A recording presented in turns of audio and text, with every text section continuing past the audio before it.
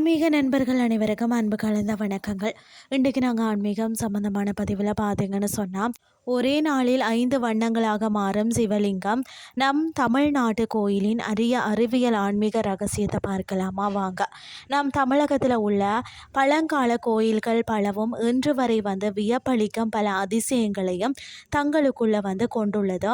அந்த வகையில் தான் பார்த்தீங்கன்னு சொன்னால், தஞ்சாவூர் மாவட்டத்தில் திருநல்லூரில் அமைந்துள்ள அருள்மிகு பஞ்சவர்ணேஸ்வரர் திருக்கோயில் ஆன்மீக அன்பர்கள் அனைவரும் அவசியம் அறிந்து கொள்ள வேண்டிய ஒரு அற்புத தலமாக தான் இருக்கிறது. 5 வண்ணங்கள் காட்டும் இறைவன் இங்கு எழுந்தருளியுள்ள சுயம்பு சிவலிங்கம் ஒரு நாளைக்கு 5 வெவ்வேறு நிறங்கள்ல 5 நிறங்கள்ல மாறி மாறி திருக்காட்சி தருகிறதா. பொழுது புலரும் காலை வேளையில பார்த்தீங்கன்னா தாமரை நிறம், அதாவது செம்பு நிறம், முற்பகல்ல இளம் சிவப்பு நிறம், நண்பகல்ல உருகிய தங்கம் போன்ற பொன்னிறமா, பிற்பகல்ல பார்த்தீங்கன்னு சொன்னால் நவரத்தின பச்சை நிறத்தில் ஜொலிக்கிறதாம்.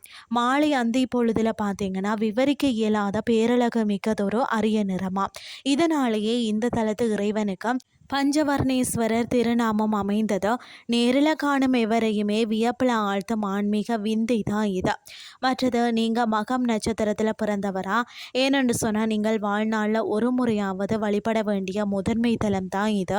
உங்கள் வாழ்க்கையில் உள்ள தோஷங்கள் நீங்கி நல்ல வாழ்வு பெறணும்னு சொன்னால் இந்த தலத்து இறைவனை வழிபடுவது சிறந்தது என்று ஆன்மீக பெரியார்கள் குறிப்பிடுகிறார்கள்.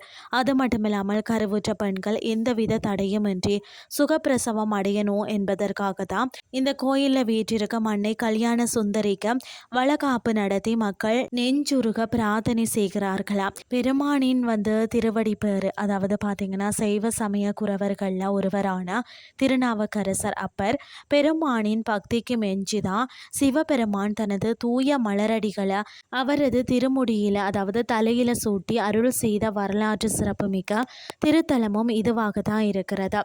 தமிழகத்து உண்மை வாய்ந்த இந்த ஆன்மீக அதிசயத்தை உங்களது நண்பர்களுக்கும் பகிர்ந்து மகிழுங்கள்.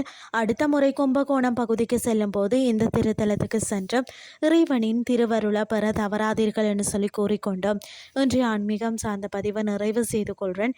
இதே மாதிரி மற்றும் ஒரு ஆன்மீகம் சார்ந்த பதிவோடு உங்களை சந்திக்கிறேன். நன்றி.